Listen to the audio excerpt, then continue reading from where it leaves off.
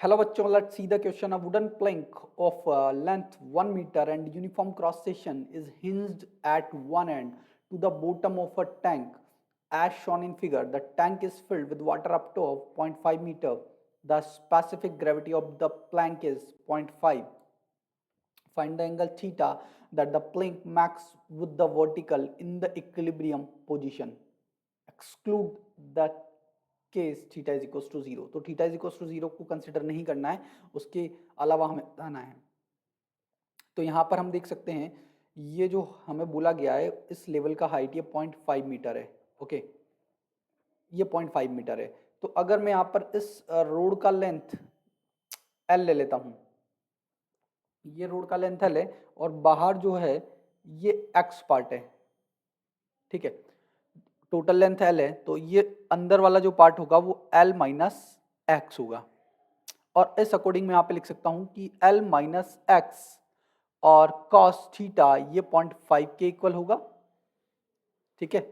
ये 0.5 के इक्वल होगा। और अब यहाँ पर जो हमारा दो इक्वेशंस बैलेंस करेगा, एक तो कि इसका जो वेट है वो बॉइंट फोर्स के इक्वल होना चाहिए, ठीक है, और इसका वेट जो है वो हो जाएगा cross section area, because volume into density करेंगे हम,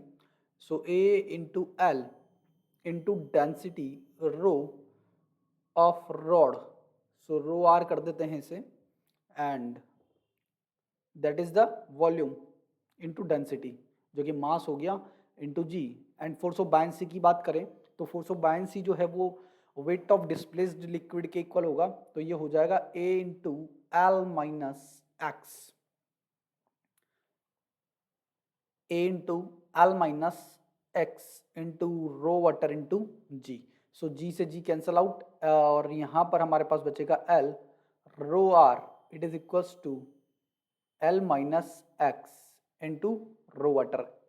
अब अगर हम यहाँ पे देखें हमें जो बोला गया है स्पेसिफिक ग्रेविटी, तो रिलेटिव डेंसिटी हम बोल सकते हैं कि रोड का हमारा 0.5 है, सो ये हो जाएगा 0.5 L, it is equals to L minus x,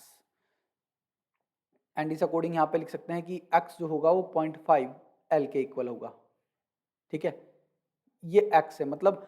half road जो लेंथ है वो बाहर रहेगा। अब हम यहाँ पे बात करते हैं कि फोर्स ऑफ बायंसी कहाँ एक्ट करेगा। तो फोर्स ऑफ बायंसी जो है एक्ट करता है वो जो हमारा लिक्विड जो डिस्प्लेस हो रहा है उसके सेंटर पे एक्ट करता है, मतलब यहाँ से x/2, यहाँ से ये जो हमारा l माइनस x/2 है, ठीक है, क्योंकि अंदर रोड कितना है हमारा l माइनस x/2, तो हम यहाँ पे बोल सकते हैं यहाँ पर ये l माइनस x/2 पर जो है वो बॉइंट फोर्स जो है वो एक्ट करेगा, ठीक है।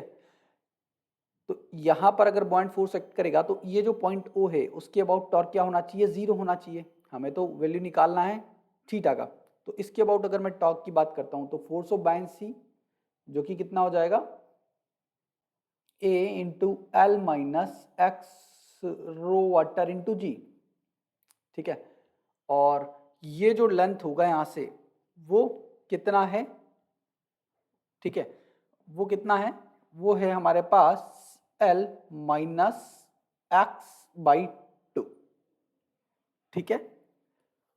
ये हो गया हमारे पास में। लेकिन फोर्स ऑफ बायंसी जो है वो किधर एक्ट कर रहा है, just perpendicularly upward, vertically upward, तो लेंथ का कौन सा कंपोनेंट लेंगे, ये वाला कंपोनेंट लेंगे, मतलब L साइन थीटा, तो मैं यहाँ पे साइन थीटा लिख दूंगा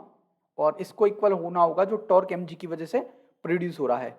वेट की वजह से जो प्रोड्यूस हो रहा है, that means AL rho R G into L/2, और L/2 का भी कौन सा कंपोनेंट आ जाएगा, ये वाला कंपोनेंट आ जाएगा जिसे हम बोलते हैं,